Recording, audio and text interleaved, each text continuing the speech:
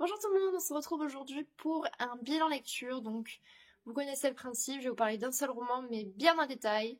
Et aujourd'hui, je vais vous parler malheureusement d'un bouquin qui m'a profondément déçue, Hunger Games.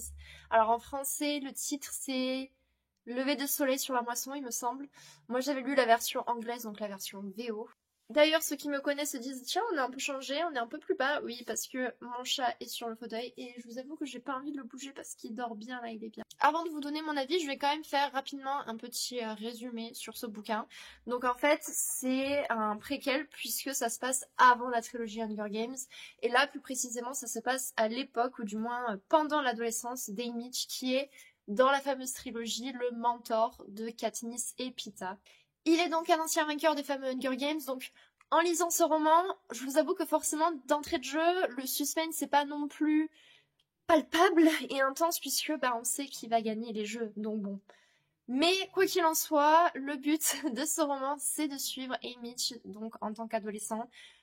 Comment il est venu donc à entrer dans les jeux, puisqu'en réalité, lui, ça n'a pas été le parcours un peu classique, on va dire, et puis surtout, comment les jeux vont se passer pour lui. Et dernier point aussi, comment ça se fait qu'il soit devenu cet homme alcoolique si morose, déprimant et aigri. Voilà.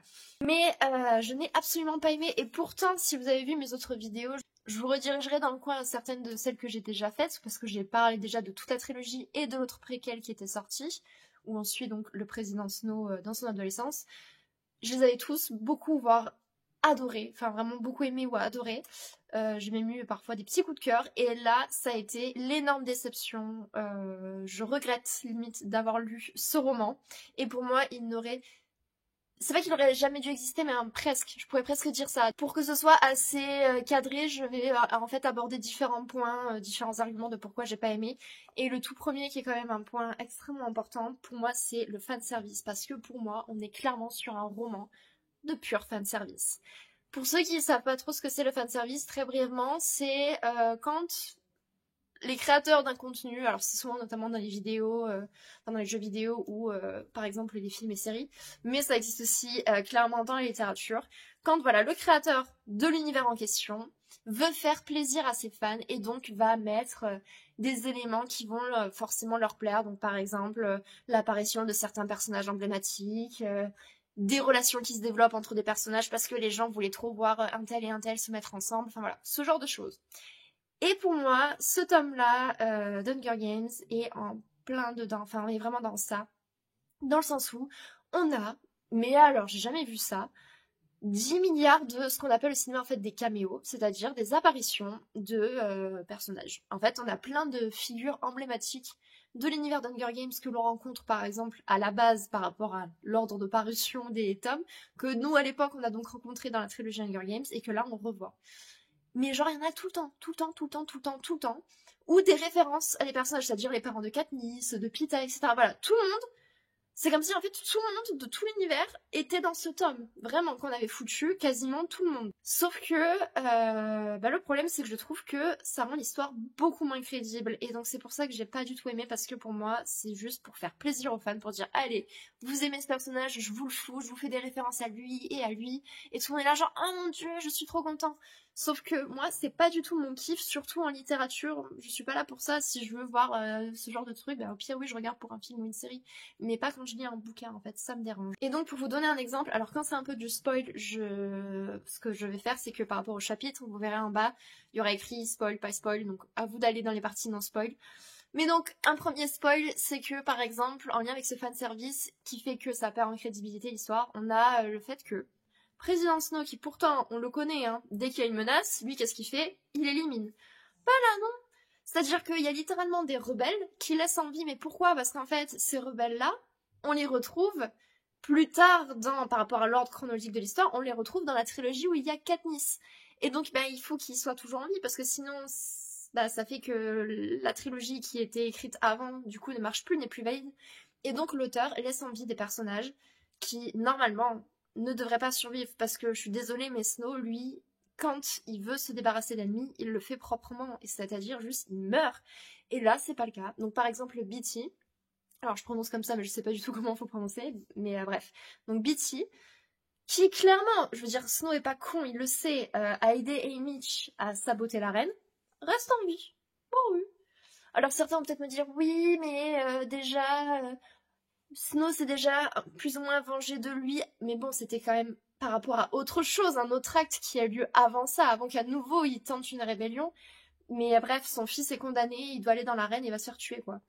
Certes, mais du coup, Beatty continue quand même de se rebeller. Enfin, au bout d'un moment, Snow, comme on nous le présente, en tout cas comme on nous l'a toujours présenté jusqu'à présent, est impitoyable.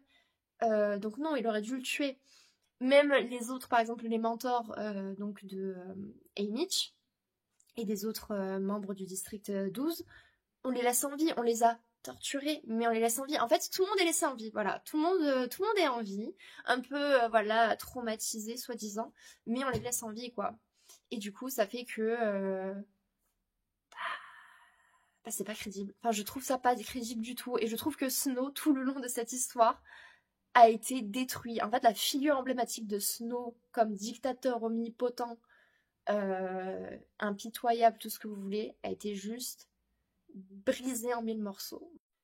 Donc ça fait que j'ai l'impression qu'au final, bah l'autrice, elle a fait ce bouquin en réalité pour se faire de l'argent parce que elle savait qu'elle avait une énorme communauté de fans derrière et donc forcément elle allait vendre et elle allait se faire beaucoup d'argent parce que moi ce qui met en colère c'est qu'il y a une énorme promotion autour de ce bouquin pour dire ouais, Suzanne Collins quand elle écrit c'est qu'elle a des choses à dire et là elle a un vrai message à faire passer, vous allez voir et tout, waouh. Puis plus ou moins en lien avec le contexte politique actuel.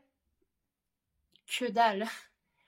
Que dalle, arrêtez de... Vous allez pas me faire croire que là, il y a un nouveau message de quoi que ce soit. C'est le même message recyclé depuis le début de la trilogie Hunger Games. Il n'y a rien de plus, stop. Mais bref, deuxième point, parce que ça, je vais le développer un peu plus tard, mais deuxième point qui m'a dérangé, c'est le recyclage, littéralement, des personnages. C'est-à-dire que l'autrice, je pense, s'est dit... Ou alors elle avait aucune inspiration, mais bon, je pense que c'est surtout la deuxième option. Elle s'est dit, plus c'est gros, plus ça passe. Donc qu'est-ce qu'elle a fait? Elle a pris des personnages donc de la trilogie de Katniss, etc. et même du préquel qu'elle a fait avant sur Snow, et elle les a repris dans ce nouveau bouquin, et elle a juste changé le nom. Et le pire, c'est que quand je vois toutes les chroniques, tous les avis autour de ce bouquin, bah ouais, plus c'est gros, plus ça passe. Parce que des gens qui pensent comme moi, en fait, on est une minorité. C'est bon, ou alors c'est qu'on est des personnes aigries peut-être. Mais ce que je veux dire, c'est que voilà, par exemple, Lénore Dove, dans ce roman, très vite, vous allez comprendre, c'est la copine d'Haymitch. Bon, une jeune adolescente comme lui, tout ça, qui, comme par hasard, vient de la même famille que Lucy Gray, qu'on rencontre dans le préquel. Et en fait, bah, c'est juste une copie de Lucy Gray, hein, c'est la même personne. Vraiment. Mais il n'y a pas que ça, malheureusement, en similarité en parallèle qu'on peut faire, parce que, par exemple, Welly et Luella, si je me rappelle bien leur prénom, qui sont des jeunes filles, sont clairement des copies de Rue qu'on a rencontrées avec Katniss dans les Hunger Games. Ou encore, Mary Lee ressemble, surtout au début, énormément à Johanna, pour le côté très rebelle, en mode je vous emmerde tous, j'en ai rien à foutre, voilà, vraiment. En fait, on a des copier-coller. C'est-à-dire qu'au final, du coup, les personnages, je trouve, n'ont pas de personnalité, sont très fades. Parce qu'en fait, on se dit, bah oui, toi, t'es comme lui, en fait. Bah, moi, ça m'intéresse pas d'avoir littéralement des copies, enfin, des copier-coller de personnages que j'ai déjà rencontrés auparavant. Moi, je veux des nouvelles personnalités, en fait, parce que sinon, je m'y attache pas. Ils sont passe-partout. Enfin, je sais pas, moi, j'aime pas. Et un dernier point, mais par exemple, les carrières, donc vous savez, les jeunes adolescents qui viennent de districts comme le district 1, 2, 4, qui en gros sont des districts un peu plus riches que les autres et qui donc ont beaucoup d'adolescents qui en fait s'entraînent littéralement physiquement pour les Hunger Games, qui sont vraiment volontaires. Et ben eux, par contre, Suzanne Collins, je la trouve très très méchante quand même, parce que vraiment jusqu'au bout du bout, on nous les présente comme des gens très musclés, mais en fait barbares, qui ont un de QI, qui sont vraiment bêtes comme leurs pieds, qui savent juste taper, faire la bagarre. Et ça, je trouve ça très dommage, parce qu'au final, bah, jusqu'au bout, ces personnages-là, en fait, du début à la fin de tous ces romans, on ne les développe pas, en fait. Ils sont caricaturés, stéréotypés à mort, et jamais on ne va au moins en découvrir un ou deux parmi eux qui peut-être, en fait, bah non, se détachent du lot, et puis peut-être que oui, non, en fait, c'est pas si caricatural que ça. Ben si, en fait, on reste sur ça. Donc je trouve ça dommage. Troisième point qui forcément découle du deuxième, c'est que en recyclant les personnages, bah en fait on a une redite au niveau du scénario, c'est-à-dire que bah il y a aucun suspense quand on a lu les tomes d'avant. Il n'y a aucun suspense. Si vous êtes quelqu'un qui lisait le bouquin pour la première fois, je suis sûre que vous allez par contre pour le coup aimer parce que vous n'aurez pas le passif tous les précédents. Donc là, ça va être super. Mais par contre, quand vous allez lire les autres tomes, peut-être que vous risquez de là un peu vous ennuyer ou pas tant accrocher que ça. Mais donc le scénario, clairement aucun suspense, c'est une redite. Et en plus, je veux dire jusqu'au bout, et c'est ça qui m'énerve et qui me déçoit venant de l'écrivaine, c'est que jusqu'au bout, elle aura pas fait d'effort. Parce que je suis désolée, mais les jeux, donc les New York Games, sont nuls. Mais ils sont nuls. Alors oui, attention, ça devient dark, parce que là, Liv va donner des détails des personnages qui meurent, et ils meurent bien avec bien du sang. Waouh. Mais en fait, ils meurent tous de la même façon, en réalité. Et donc là, on bascule dans la version spoil, mais c'est qu'on a, tout le long, le même schéma. Et Mitch se retrouve avec un personnage dans les jeux. Et Mitch part chercher à manger ou faire je ne sais quoi. Et Mitch revient, le personnage soit est déjà mort ou soit est en train de se faire tuer par des mutations. Et Mitch se retrouve seul, puis Mitch retrouve un personnage et rebelote. Et c'est insupportable en fait. C'est insupportable parce qu'on sait déjà en fait, un nouveau personnage se retrouve sur le chemin de Mitch, on dit bah toi tu vas bientôt mourir d'ici 2-3 chapitres grand max, tué par des mutations. Allez merci, au revoir, et c'est ce qui se passe. Et donc c'est trop chiant. C'est nul. Parce que même là, on se dit, mais en fait, oui, on voit juste des personnages qui meurent. Au final, moi, j'ai eu aucune empathie à part pour Merrily, parce que Merrily, limite, c'est, je trouve, le seul personnage qui, pour le coup, est plutôt bien développé dans l'histoire, je trouve. Qui a vraiment une évolution et qui est cohérente, surtout, dans ses choix et dans son évolution. Mais j'ai versé aucune larme, je n'ai ressenti rien, j'ai juste été là, genre, bah voilà, bah c'était sûr. Du gâchis, voilà. Parce qu'en plus, et c'est ça qui est d'autant plus agaçant, c'est que Haymitch le sait que le Capitole va juste buter les gens autour de lui parce que le Capitole veut se venger pour sa rébellion, etc. Mais il finit quand même par partir parce que je sais pas, j'en sais rien, alors qu'il le sait très bien, il dit oui, si je les laisse seuls, ils sont en danger, ils vont mourir. Mais il le fait quand même, et du coup il crève. Et c'est ça qui me saoule, et qui m'a saoulée tout le long. Et qui fait que vraiment, ça se répétait, il y avait rien d'original et il y avait aucun suspense. Et le fait qu'il n'y ait aucun suspense gâche tout. Sa tête vit sa meilleure vie. Mais de manière générale, du coup, le scénario, c'est une redite des précédents. En plus de ça, je vous ai dit, pour ceux qui connaissent l'univers, il y a le fait qu'on sait déjà que Haymitch va gagner en plus. Donc vraiment, jusqu'au bout, l'écrivaine, elle nous aura complètement en fait privé du moindre suspense parce pour moi, elle a même pas essayé d'en mettre, d'en susciter en fait. Pour moi c'est vraiment voilà, on sait très bien que le Capitole en tous les cas à la fin il reste souverain et que de toute façon voilà, tout le monde meurt sauf Haymitch. Dernier aspect que je vais aborder, c'est donc l'aspect politique, le fameux que tout le monde nous a vendu, genre oh mon dieu il y a un message à faire passer. Alors oui, il y en a un, mais en fait c'est le même depuis déjà 4 romans précédents. Et donc bah merci, mais si c'est pour me dire la même chose que ce que tu m'as déjà dit 4 romans auparavant, ce qui fait déjà quand même beaucoup 4 romans, bah ça sert à rien que je le lise en fait. Enfin voilà, c'est bon. Je veux dire, il n'y a aucun message. Alors oui, on sait, elle nous dit que voilà, il y a de la propagande, que le Capitole, il manipule tout le monde à travers l'image, la surveillance, tout ça. Ça rappelle George Orwell 1984.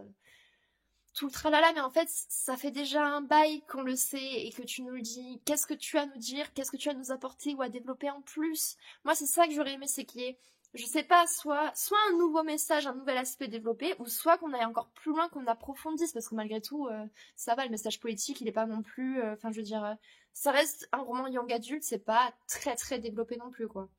Bah, j'ai rien eu tout ça. Donc au final, c'était redondant. Et il n'y a rien de nouveau. Et on se dit juste, oui, ben on a compris. Le Capitole, dès que tu tentes de te rebeller, il oppresse, il manipule. Le bas peuple, il peut rien faire. Les enfants, les pauvres, tout ça, ils se font génocider. Enfin, ouais, mais on le savait déjà. Je maintiens que pour quelqu'un qui lit ce roman, que c'est le premier roman de l'univers qu'il lit, ça va être génial probablement. Même si je maintiens le truc des jeux, bof bof. Mais Le problème, c'est que n'importe qui en a déjà lu ne serait-ce qu'un de roman, il me fait trop rire cette case. N'importe qui a déjà lu un roman dans la saga. Enfin, après, je dis ça, mais non, parce que factuellement, plein de gens attendaient impatiemment la sortie de ce roman en ayant déjà lu le temps précédent et ont adoré. Mais parce que justement, ce bouquin est un pur produit de fanservice et qu'en réalité, il y a beaucoup de gens, surtout au niveau du public young adulte, en tout cas qui aiment la littérature young adulte, qui aiment ça. Et donc forcément que ça cartonne, mais du coup, bah, moi, ça marche pas, ça matche pas du tout.